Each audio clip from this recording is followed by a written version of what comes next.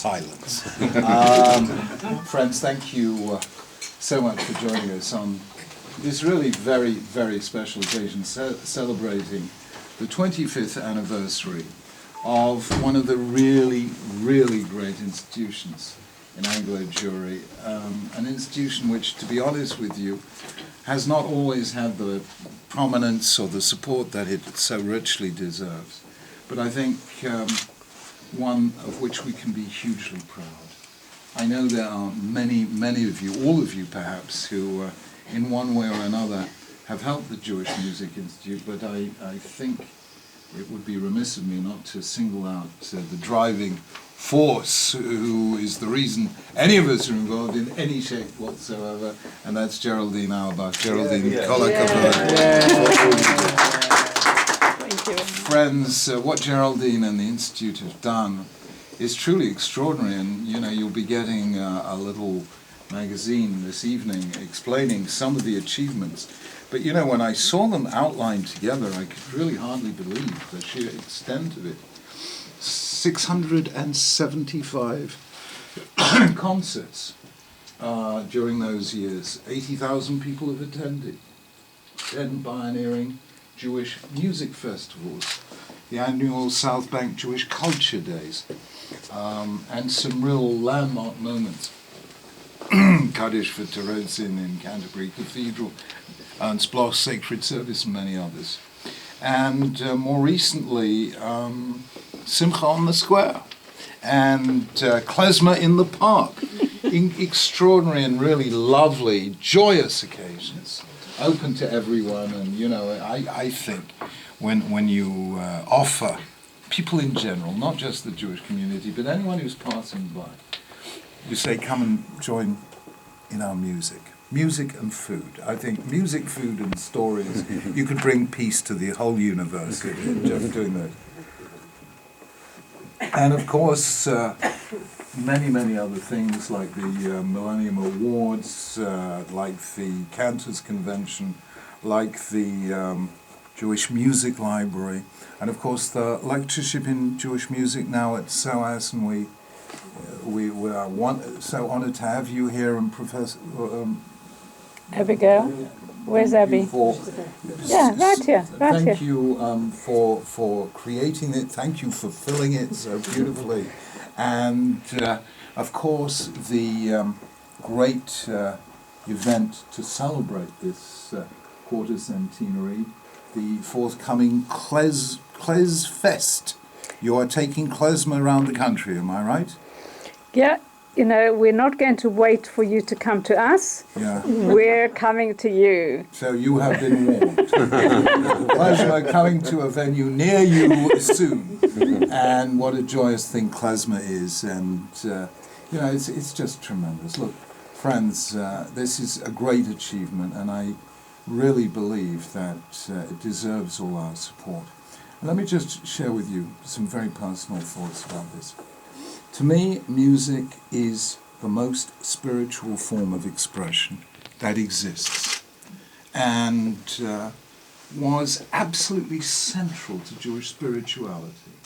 The Levites in the temple served God through music, and if my memory serves me correctly, now there once was a secret chord that David played, and it pleased the Lord. But then you don't care for music, do you? Sorry, the reference, I don't know what that is, but Leonard Cohen's Hallelujah. We serve God with music. The Israelites at the Red Sea. Did you notice every time the Israelites said anything in the wilderness, they had a row? But when at the Red Sea they sang in harmony. And the reason is very simple, because words are the language of the mind. And when it comes to the mind, 2 Jews, 3 opinions. But music is the language of the soul. And when it comes to the soul, we're all Ge'ish echad, beruach echad, belev echad. We are all joined together as one person with one heart. And that is the power of music. There is something extraordinary about Jewish music in the synagogue. I don't know if you've thought about this, but the map of the Jewish heart is actually written in music. So you don't need to know where you are, you don't need to know when it is, you just listen to the music and you know exactly what day and what time of the day it is, because morning, afternoon and evening services each have their own tune. Weekday, the Sabbath and the festivals all have their own tune. You read something from the Torah, it has one tune. You read it from the prophets, it has another tune. You read it from the writings, it has a third tune.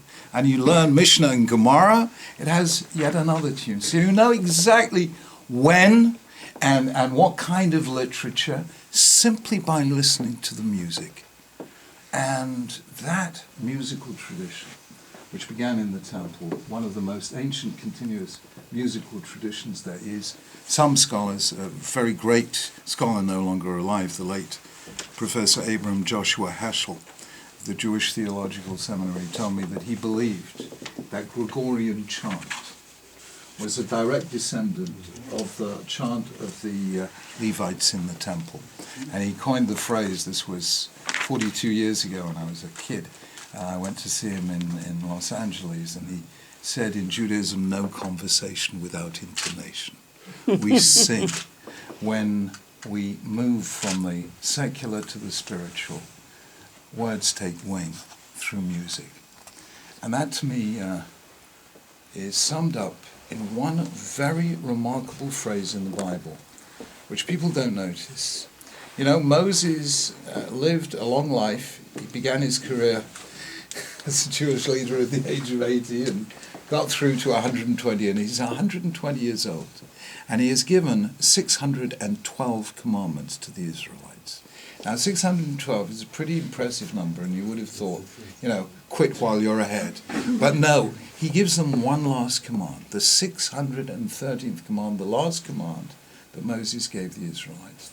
The command that each one of us in each generation should write or take part in writing a Torah scroll. And he uses a very interesting phrase. He says, V'ata kitvu lachem et hashira hazot. He says, now write for yourself this song. He doesn't say this Torah, although we interpret it to mean this Torah. And I once thought, why? And the answer is very simple, I think. Moses, at the end of his life, was saying to the Israelites, don't think it's enough you are able to say to your children or grandchildren, we received the Torah from Moses. You have to take it and make it new in every generation. How do you make Judaism live for a new generation? The answer is you have to make it sing. If it doesn't sing, if it's only cognitive and no emotional content, no music to it, you can't hand it on. And that is why, to me, music is the very heart of the Jewish experience. And Geraldine, you know, and very humbly following in your slipstream, we've done a lot of new liturgical music, if any of you have been following what we've been trying to do with Lionel Rosenfeld, with Stephen Levy, Stephen Glass, the Shabbaton Choir, and so on. 4 of the projects that I most enjoyed doing were CDs of words and music.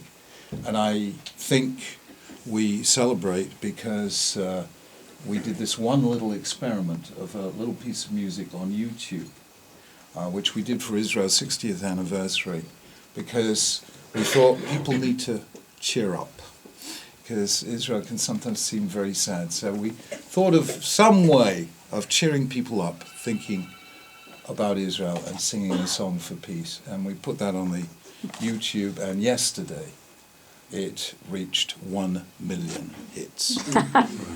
And I think that we're very proud of that. So music matters personally very much to me. And therefore it is from the depths of my heart, Geraldine, that I say, Kol HaKavod for all you have done. May you have the support the project so richly deserves. And may you continue to bring music into our lives. Thank you very much. Thank you. Jonathan Atlas. Yes, I'm not going to sing, but I'm going to, although a number of my friends and colleagues are here, they think it's my second bar mitzvah. And Stanley, I'm waiting for the present. I didn't get to the first one. Anyway, Chief Rabbi, thank you for your hospitality and your warm words. You've taken most of the words out of my dutifully prepared speech today on the orders of Geraldine. But what I wanted to add to what you said is some of the other things that JMI has done over the last 25 years. And I was just saying to Rosemary Goldsmith, what were you doing in 1985? It's an interesting thought. What were we all doing in 1985? I think there was some sort of economic crisis, wasn't there? 1985 usually is. But there we are. You know, life never changes. But these are some of the additional activities of the Jewish Music Institute over that period. Day of Culture in the Millennium Dome. This is before my time, so I'm not taking any credit for this. Day of Jewish Culture in the Millennium Dome. We talked about Simcha in Trafalgar Square, which has now been succeeded by Kletzer in the Park. 58 Jewish music projects. Dare I say it, our annual joke lunch, which attracts a certain type of audience. I'm told I'm not allowed to make any jokes here. No, you're perfectly entitled. Oh, well, I've got a very I'm sorry, not permitted. Every time I try and say a joke on Thought for the Day on the BBC, they always say, no, Rabbi says, that's Rabbi Blue. He's allowed to say jokes. So you're allowed to say jokes. Well, I don't want people to suffer too long, so I'll skip that. The various cantors conventions that we hold.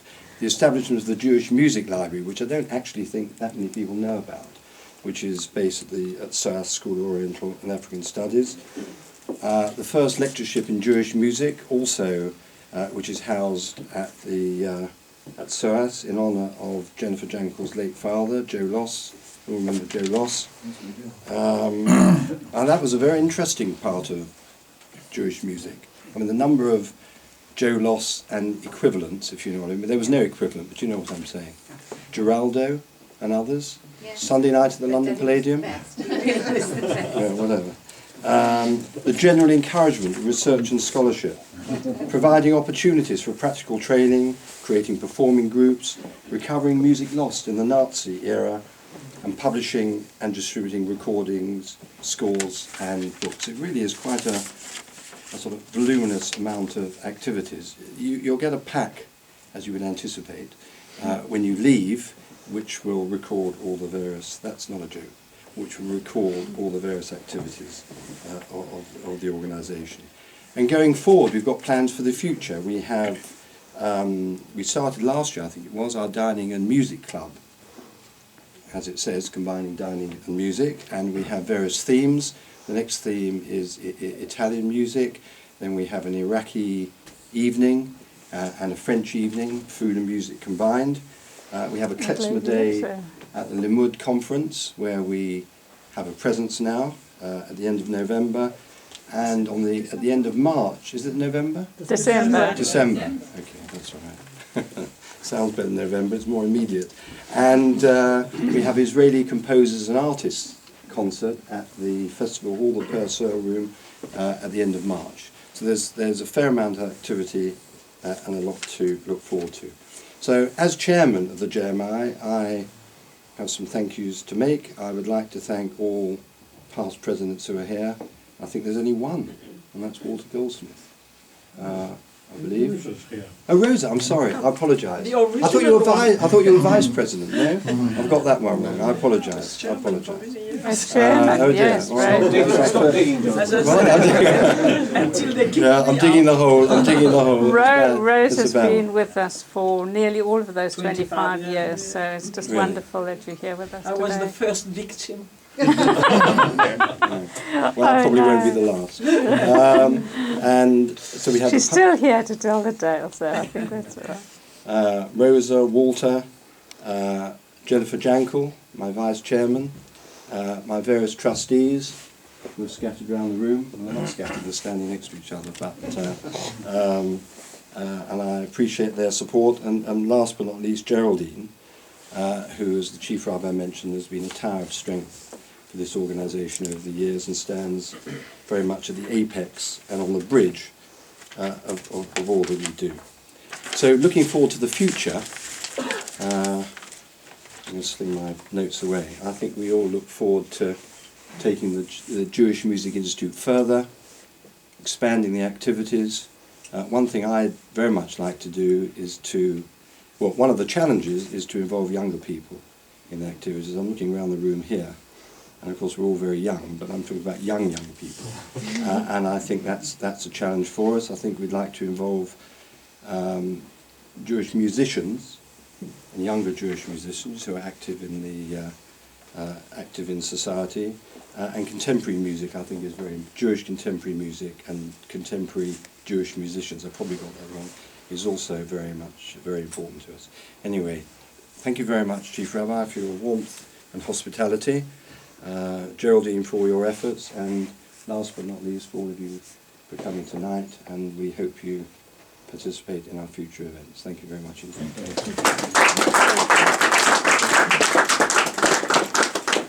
Are you going to say anything?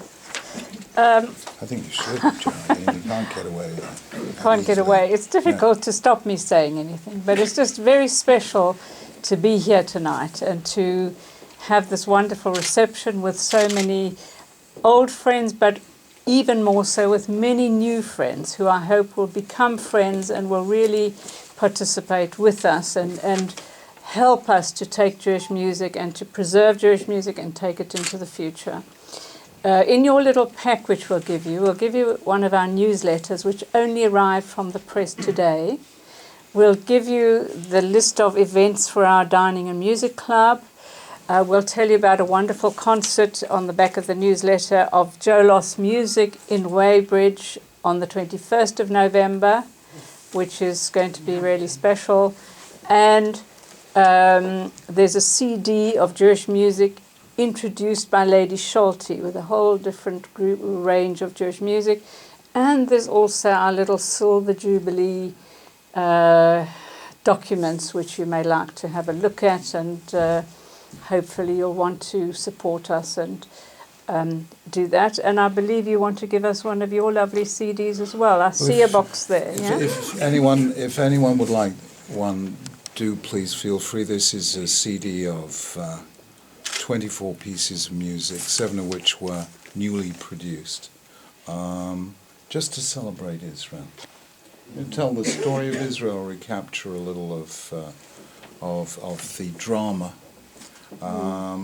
and especially the second CD of sort of contemporary music, including rap. I just thought it'd be interesting to just string together a few. We have 4 musical settings of If I Forget Thee, O Jerusalem. One in rap by an American singer called Matizyahu, and in different styles. And we've got the full orchestral stuff. And if you'd like a little bit of the music and thought of Israel, take it. But I do recommend CD 2. It's better than CD 1. I enjoy making it. Friends, if I could also just say one thing, and I'm a total chutzpah, but I'm playing at home here, so I'm going to take advantage. There is one project, I don't know if you've considered it, but I cannot think of anything more magnificent to include in the 25th year celebrations, and that would be to take as much music as you can, for which there are not copyright issues, and put it on the web. Because, that means that everyone can access it. And there is not a lot of good Jewish music on the web. I spent 9 months working on that CD. That's 3 times as long as any book has taken me. Just trying to listen to as much music as I could on the web. And it's not easily accessible. And you do this, the web is, as I was explaining to John before, it's Jewish technology. How come? It is made for a tiny people that is scattered all over the world. We were the world's first global people, 2,000 years. For everywhere else, it's the newest of the new. For us, it's the oldest of the old. We were scattered all over the world, and yet we stayed in touch, and we thought of ourselves as one people. This technology needs to be sanctified. if I can use a posh word. But you can say that in the home of a Chief Rabbi. And this is a wonderful project where Jews from all over the world would access it. You know, you key in, you Google Jewish music, and this should come up at the top of the list. And anything that you don't have copyright problems, you can just put on the web, put on iTunes, and everyone can enjoy it. And I would have thought that's a great way to take you, once you whet people's appetite by your clothes fest, and you take it around the country, you say to them, you want to hear more? Just dial into YouTube or Google. Yeah, we can certainly also point them to where these things are, and we can see what we can do ourselves. It's a very good idea. But if anyone feels like Our it's not a hugely expensive Our thing next to do. project is actually to do with Israel. Yeah. We're having a major conference in London of about the art musics of Israel. 4 generations of composers. We've got scholars coming from Yale, from Harvard, from Bar Ilan, from the Hebrew University, from Oxford and Cambridge. It'll be a really special gathering with a concert at the Purcell Room, as you mentioned, on the 31st of March. It's all in the newsletter. You can have a look at it. So I don't need to say. I've got 2 final points, if I may. One is that we need a minyan. We'd like a minyan after this is finished. Daven Ma'ariv. That's one. I'm just saying Kaddish, so I could just have this. And the second is also a little story about the influence of Jewish music. I was in a town southwest of Madrid last year, a town called Cuenca. Some of you may have been there. Obviously not. There's also a Cuenca in Ecuador, which I've also been to. And we were in the cathedral in Cuenca, and we walked into the centre of the cathedral, and they were chanting, the monks were chanting, and they were chanting a tune identical to Hatikva. Identical. It was Hatikva. That's just a sort of chanting lament. And I took this on board. I mean, there was nobody there to talk to inquire. And I mentioned it to Barry Marcus at Great Portland Street, who is my local rabbi, and the rabbi of some of my friends here. And he said, interestingly, that the Jewish tunes, of course, post-1492 with the Moranos and the Conversos, have been incorporated into the Catholic liturgy. And there is currently a joint initiative between the Israeli and the Spanish governments to research into the significance of Jewish music in current Spanish culture, which I thought was quite amazing. There was a little story. Brilliant. Anyway, You want the one last story? Yes, Here it is, yes, Jersey yes. potatoes. You know Jersey potatoes? You know this? No. Almost the first problem that came to me when I was a Chief Rabbi, I had a phone call from the Independent Broadcasting Commission, who said that members of the Anglo-Jewish community are complaining against the Jersey Potato Marketing Board for blasphemy. And I asked, what is blasphemous about a potato? And they said, well, because the advertisement for the Jersey potatoes are playing some very holy Jewish music, and all our Jewish viewers